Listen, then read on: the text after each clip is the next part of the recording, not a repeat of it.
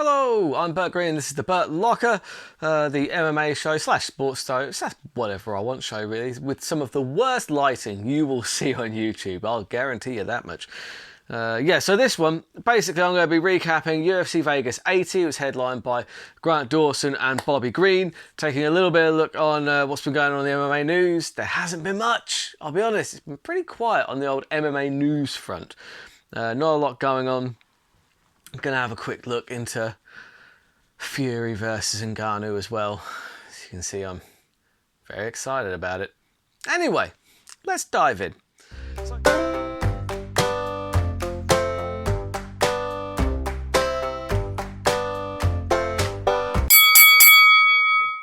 So we had an event on the weekend.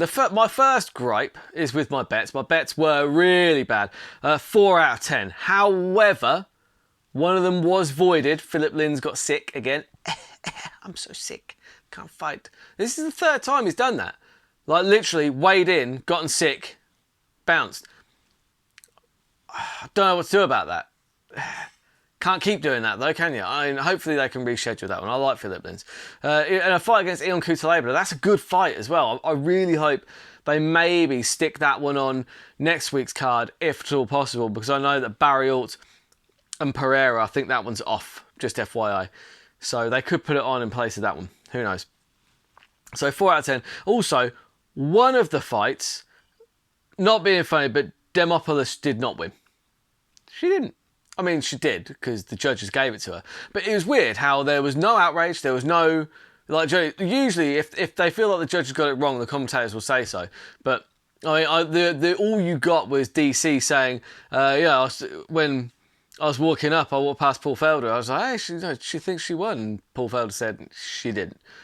I'm inclined to agree with Paul Felder. I'll have to rewatch that one again because it was on the prelims and I could actually watch that one. Terrible. Like she was landing from the bottom, but so was her opponent. Her opponent was landing from the top. So I don't see how you gave that fight. I don't get it. And the thing is, because it's like, it's someone that they wanted to win, you're not hearing any outcry, any outrage about it. The judges got that one wrong in my opinion, so I'm not even counting that as a loss. Again, that was on the prelims, which brings me to my second gripe. Where the hell was this shown? Right? Wasn't on UFC Fight Pass, wasn't on TNT Sports. This is more for the UK fans, because I know that you US fans, you do get shafted real royally when it comes to actually watching the UFC, because those pay-per-views are expensive and they're spread across all different networks, although I do believe you get all the fight nights included with your Fight Pass subscriptions, which is probably just as which is what this one was. But either way, TNT Sports, I've subscribed to that. It wasn't on TNT Sports. I also subscribed to Fight Pass. It wasn't on there either. Where the hell was it? I haven't seen the main card. I'm going to be totally honest with you. Haven't seen the main card. I know the results, so I'm not going to look into the performances. I'm only going to look into who maybe these guys fight next. So Drew Dober, I thought that he would win that one. He got a TKO round 1, I believe. I want to see Drew Dober get a ranked guy next. And you know what? Grant Dawson, spoiler alert, got knocked out in the main event against Bobby Green. He needs a comeback fight. I think you pair those two up because they're both going to be... That would be a good fight. Grant Dawson against Drew Dober. I kind of like that one. Pyfer, he was really good. He's got a lot of hype now. He should probably get a ranked guy. He's a middleweight though, so you've got a few killers up there. Nasruddin Imavov maybe? I don't know. Nice. He's got, like I said, Pyfer's got a lot of hype behind him now, so they need to capitalise on that and really see how good this guy actually is. Bobby Green, really nice knockout. He called out Dan Hooker afterwards from what I was seeing on the news. I love that matchup. That's a really fun fight. If you want a fun fight, main event, Dan Hooker, Bobby Green, do that for any fight night. That could headline any fight night. Correct me if I'm wrong. But yeah, absolutely brilliant. That was a good call out, and I like it. If you want to see all my videos, hit subscribe, hit the bell notification. God, that was one of the most low energy plugs of all time, wasn't it? What I meant to say was, look, here at the Burt Locker, we do all kinds of great content, like, you know, lots of fight previews, do the casuals guides. They're just designed so that you get information on every single fighter. I cover every fight, every fighter from the early prelims all the way to the main event, and I get it wrapped up in under 20 minutes. It's usually 15, and it's just information on every single fighter, just so that you get more out of the pay-per-view when you watch it. I also have some fun ones, just terrible bets, and they are terrible. I just look at my favourite betting lines. It's always fun to throw a couple of quid down on a few bets. My NFL Fantasy League as well, going swimmingly at the moment, I might add, for the Baltimore Ravens. Yeah, there's a lot of content on there. I also do some TV reviews. I'm going to be doing some video game stuff as well, because I love a bit of Xbox Game Pass. I play a different game every week, so maybe I should start talking about some of those games. Either way, it's whatever I want to talk about. It's whatever goes into my locker. Hit subscribe. And yeah, no, it's a good time. So let's have a look at the news.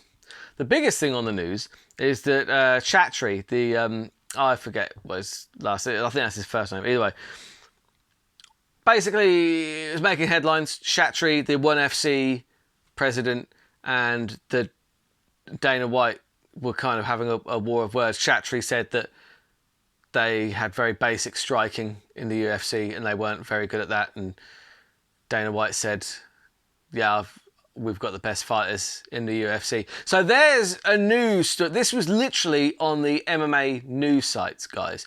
Here is a news flash for you. Chatry thinks he's got the best fighters. Dana White thinks he's got the best fighters.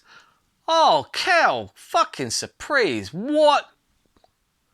How is that news? How is that on MMA news sites? Yeah, no shit.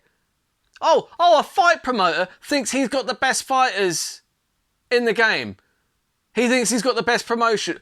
Oh my goodness, I'm shocked. Anyway, that's what I'm going to be doing on that bit.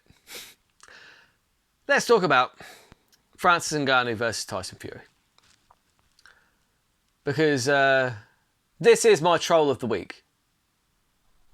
This fight, this whatever you want to call it. They call it the battle of the baddest men on the planet.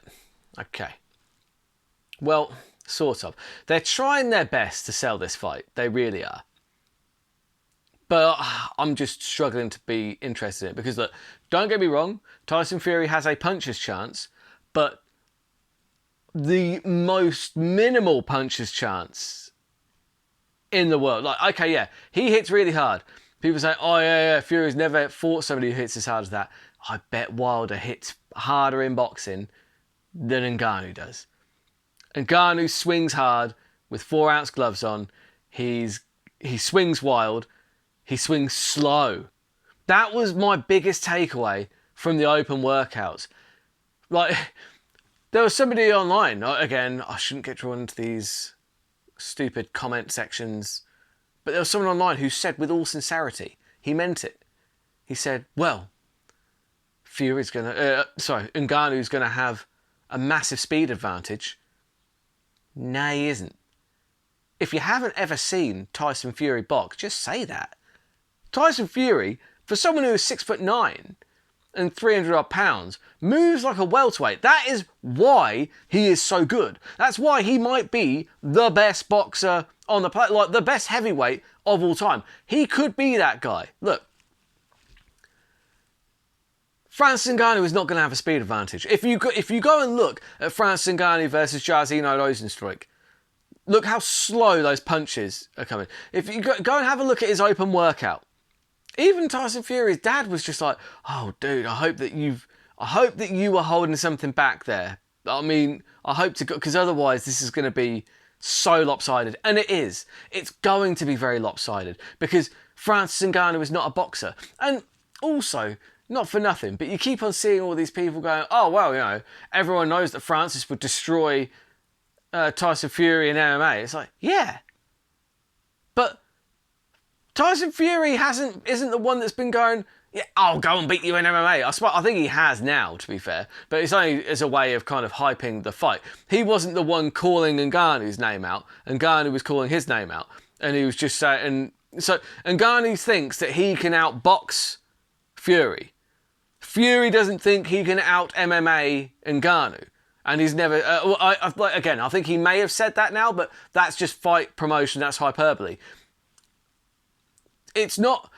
There is no reason for boxers to call out MMA guys, and they never do, really. It doesn't happen. It's always the MMA guys that go, yeah, I could outbox that professional boxer. And how many times has that happened? Just out of interest. How many times has the MMA guy actually outboxed the boxer? I can't think of a single example. It just doesn't happen. Yeah. I think maybe there might have been a boxer that beat Tim Sylvia in MMA, but that doesn't count. It's Tim Sylvia. He was a weird Donny. He was a weird guy. Yeah. So for me, they keep on trying to sell this fight. I don't know who's going to buy it. That's the problem. It's like Tyson Fury has already booked a fight against Usyk now. That's the fight that everyone wants. Fury versus Usyk, that is the fight, right? Then we see who's better. That's the fight I'm excited by. And when they book that fight, you've got Francis Ngannou going, oh, well, I don't know. I don't see how you can book that fight because I don't know what the medical suspensions are. But after I knock you out in... Well, here's your problem there, Francis. You're not knocking it like... Okay, I suppose there is a universe, there's a very, very small chance, but I'm talking 0.001% chance. So when you're saying, like, after I'm finished with you, like, your medical suspensions, it's like, no, shut up, right? This is a farce. Everyone knows it's a farce. Stop. I mean, I get it. Look, I do understand you're trying to sell the fight, but this is the problem with boxing. My biggest problem with boxing is that I don't understand. I mean, look, I don't understand the boxing economy. I don't understand a regular economy, let alone the boxing economy.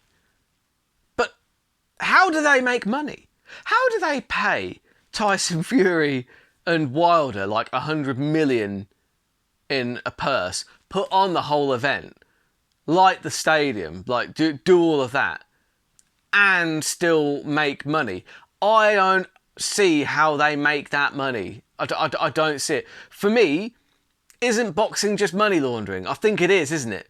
I think this is why I prefer MMA, because the UFC, MMA, like the UFC have turned MMA into a sport, whereas boxing just seems to be largely money laundering and silliness, which is why we're seeing the battle of the baddest, apparently.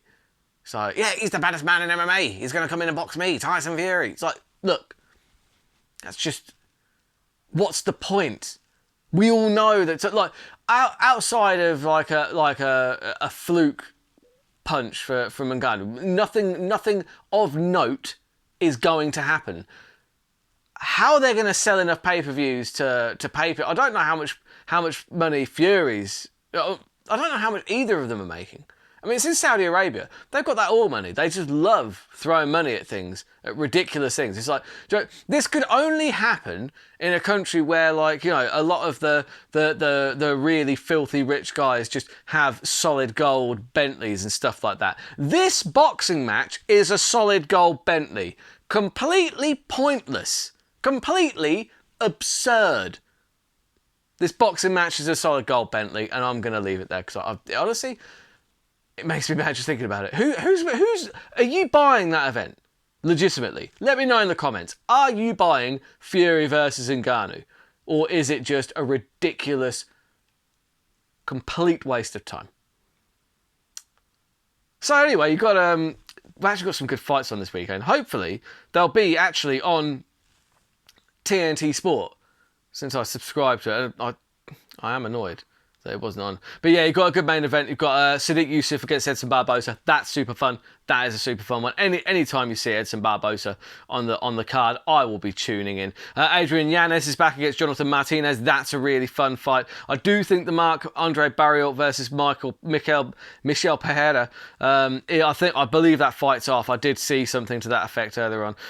Edgar Chairez against Daniel Lacerda. I don't know who Lacerda is, but he's from Brazil. He's got bleached blonde hair and he's got tattoos all across his chest. So I can only assume he's out of shooter box with Charles Oliveira. I can't wait to find out whether I'm right or not. And to find out if I'm correct in that or not, you're going to have to tune into the Casuals Guide, which will be dropping later on this week. As always, hit subscribe, and until next time, keep those odds long and those bets terrible.